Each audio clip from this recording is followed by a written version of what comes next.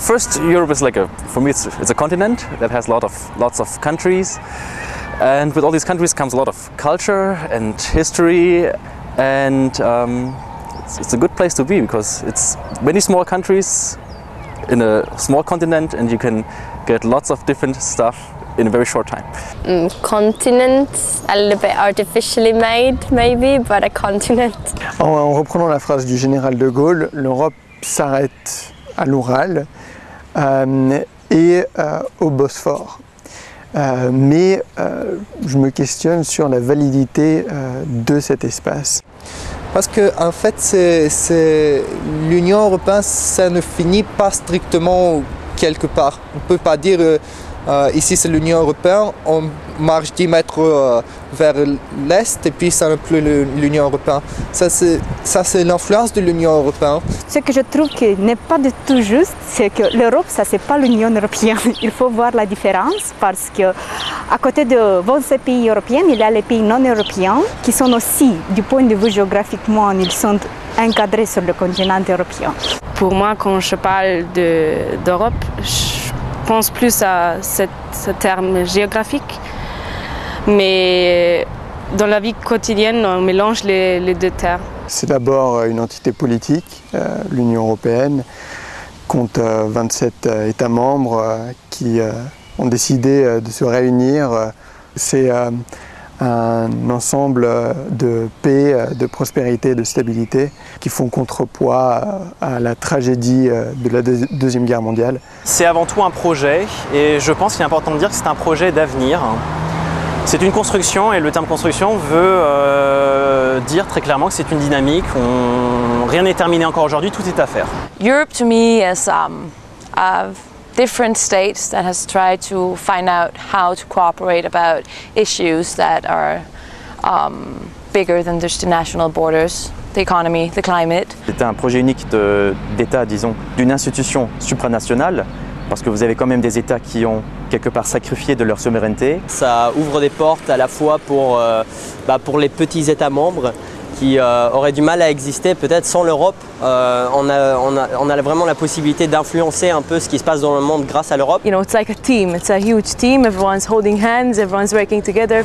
Most of all, it shares a couple of values, which are liberalism, democracy, rule of law. Europe is diversity. Europe is unity, and Europe is democracy. Europe represents for me freedom of speech, basically. I think that's very important. Europe is a sort of a lifestyle for me. It's also the way you see the world, the way you feel the world, the way you treat other people.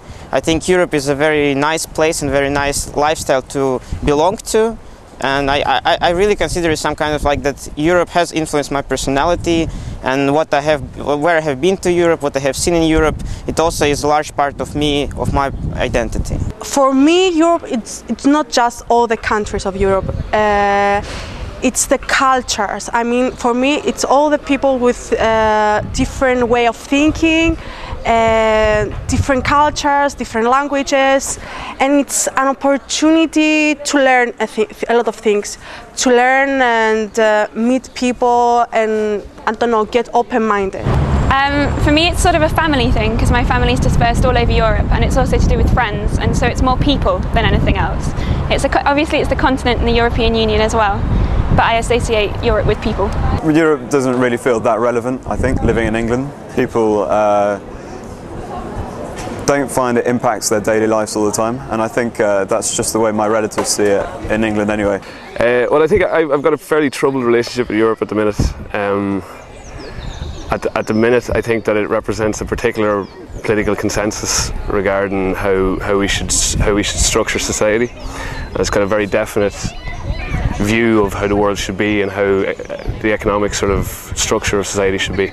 So, if you ask me what it represents, I think it represents commerce and purely commerce, and that everything else that's kind of dressed up as the European image is a way of keeping control over world commerce, I think.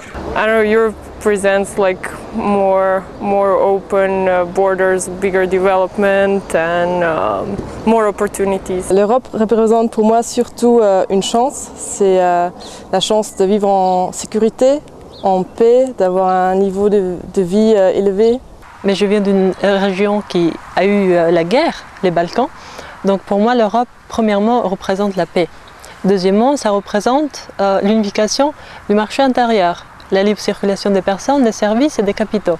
Ça représente la protection des droits fondamentaux et ça représente une diversité culturelle qui est en même temps une richesse pour l'Europe. For me, the idea that the countries which were like in constant wars between themselves and now they live together, they looking for the common European identity, for me it's very fascinating.